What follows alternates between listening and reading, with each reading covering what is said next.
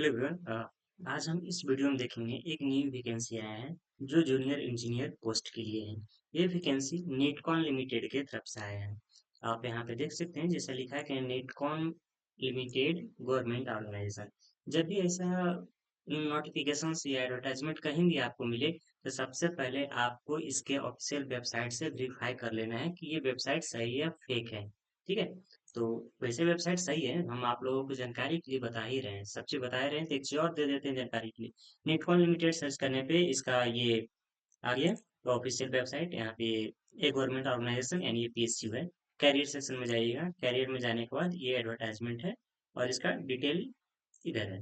Click कीजिएगा download होके आगे जैसा अभी है। चलिए ठीक, अब आगे हम इसमें अपडेट देते हैं। ये गवर्नमेंट ऑर्गेनाइजेशन लिखा है लेकिन ये पीएसयू है। ओके, इस पे हम इसका जो ऑर्गेनाइजेशन है जहाँ से ये बना है वो है चंडीगढ़ का। मेन ऑफिस इसका है, रजिस्टर्ड ऑफिस चंडीगढ़ का। ओके, इसमें डिस्कशन हमारे पॉइंट्स का ये है, पॉइंट ऑफ डिस्कशन, कि जो पोस्ट है जूनियर इंजीनियर के नाम से है, सिविल के लिए है। इलेक्ट्रिकल मैकेनिकल और इलेक्ट्रिकल्स का भी है, आगे बताएंगे।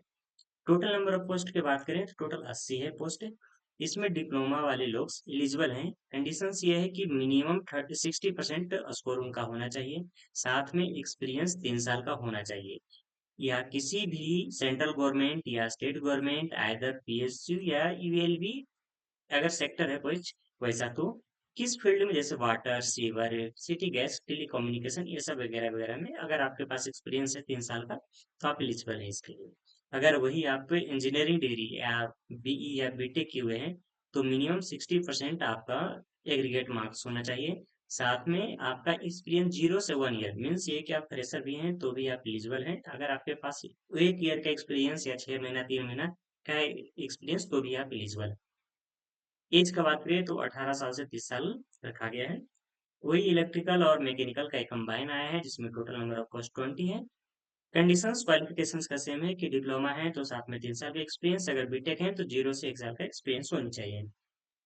ड्यूटीज की बात करें क्या काम रहेगा, काम यही है कि सिविल का अगर स्पेसिफिक बात करें तो एस्टिमेट बनाना है, ड्राइंग बनाना है, साइट प्लान पे जाना है, मेंटेनेंस का काम करना है, हल्का फुल्का कंस्ट्रक्शन का काम करना है, फील्ड पे मॉनिटरिंग करना है, सुपरविजन का काम करना है, ये सब चीजें हैं।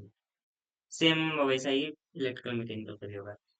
और कंडीशंस में और क्या क्या चीजें टर्म्स हैं वो सब, जैसे रिम्यूनरेशन बढ़े तो यानी कि कितना पैसा मिलेगा, पैसा की बात करें तो फिक्स अमाउंट आपको पर महीना मिलेगा 55,932 रुपया पर महीना आपको मिल जाएगा। इसमें से डिडक्शन होंगे, डिडक्शन जैसे सिक्योरिटी डिडक्शन होंगे और टैक्सेस, ये सब दो चीजें डिडक्शन होंगे। इसके अलावा आपको कोई भी अदर अलाउंस नहीं देगा।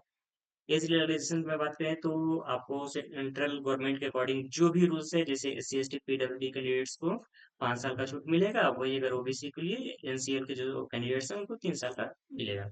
ओके, नेक्स्ट अगर हम बात करें तो आपका एलिजिबिलिटी क्राइटेरिया यानी कि डिप्लोमा एक्सपीरियंस एनीथिंग एल्स कुछ है तो उसका डेट है जो 1 अप्रैल रखा गया है। ठीक है, उससे पहले हो जाना है, वो लास्ट डेट है। नेक्स्ट हम बात करते हैं क्या क्राइटेरिया रहेगा आपको शॉर्ट लिस्ट करने का। पहले शॉर्ट लिस्ट करेंगे, शॉर्ट लिस्ट करने के लिए करने के बाद जितने भी कैंडिडेट्स होंगे उन कैंडिडेट्स को सीवीटी टेस्ट में बुलाया जाएगा। सीवीटी टेस्ट में इस तरह से कुछ रहेंगे जिसमें टोटल नंबर ऑफ क्वेश्चन 100 रहेंगे। 60 मिनट्स टाइम दिया जाएगा। 5 क्वेश्चंस में डिवाइड है, reasoning, aptitude, English and general awareness, साथ में आपका टेक्निकल डिसिप्लिन के जो सब्जेक्ट्स हैं वो उसका 40 क्वेश्चन रहेंगे। उसके बाद डीबी होगा, इंटरव्यू होगा, उसके अकॉर्डिंगली आपको ईमेल करके बुलाया जाएगा, थ्रू ईमेल मोड से आपको बुलाया जाएगा। आपको अप्लाई करने के लिए इनके ऑफिशियल वेबसाइट पे चल जाना है, जैसे अभी जैसा कि हम आपको पहले ही दिखा दिए थे कि आपको जाना है वेबसाइट पे। वेबसाइट पे गए, इधर ये रहा वेबसाइट, यहाँ पे है ना अप्लाई है, अप्लाई हेयर पे क्लिक कर दीजिए, अप्लाई स्टार्ट हो जाएगा। चलिए नेक्स्ट। ये कंडीशन ये है कि अगर जो भी आप फॉर्म भरने के पास फॉर्म भर रहे हैं तो जो ईमेल आईडी दे रहे हैं उसी ईमेल आईडी को इंश्योर कीजिए कि 1 साल तक आपके पास रहे। सर्टिफिकेट्स के बारे में पैसा की बात करें तो रजिस्ट्रेशन फी यानी नॉन रिफंडेबल होंगे, यानी कि एक बार पैसा लग गया तो रिफंड नहीं होंगे। 850 रुपया ओबीसी, जनरल और ईडब्ल्यूएस कैंडिडेट्स को लगेंगे। एस सी एस टी को वही 531 रुपया लगेंगे इंक्लूडिंग जीएसटी। अगर हम लास्ट डेट का बात करें तो आपको 8 अप्रैल तक आपका लास्ट डेट है। 12 बजे रात तक आप भर सकते हैं, 8 अप्रैल। तो अभी आपके पास पूरे 7-8 डेज का टाइम है, आप फॉर्म भर सकते हैं। एग्जाम तुरंत ही होगा, शॉर्ट पीरियड में ही होगा, यानी कि संडे को 12 तारीख को 4 दिन के बाद ही एग्जाम होगा। एग्जामिनेशन सेंटर दिल्ली में होगा, ये चीज का ध्यान रखना है आपको। एडमिट कार्ड आपको 2 दिन पहले एग्जामिनेशन से डाउनलोड करने को मिलेगा, नहीं 10 तारीख को एग्जाम का एडमिट कार्ड मिल जाएगा। एडमिट कार्ड लेके जाएगा तो आपके पास कोई भी वोटर आईडी की प्रूफ्स तो होनी चाहिए कुछ न कुछ, जैसे पैन कार्ड, आधार कार्ड, ट्रैवल इंश्योरेंस वगैरह वगैरह वो चीज़ें।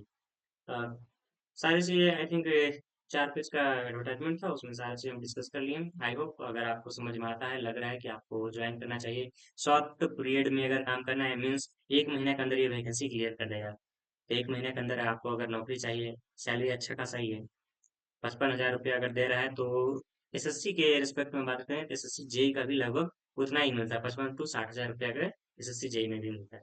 ठीक है, थैंक यू एवरीवन। अगर आपको लगता है कि आप इसके लिए एलिजिबल हैं तो आप फॉर्म भर सकते हैं, no issue. Okay, thank you.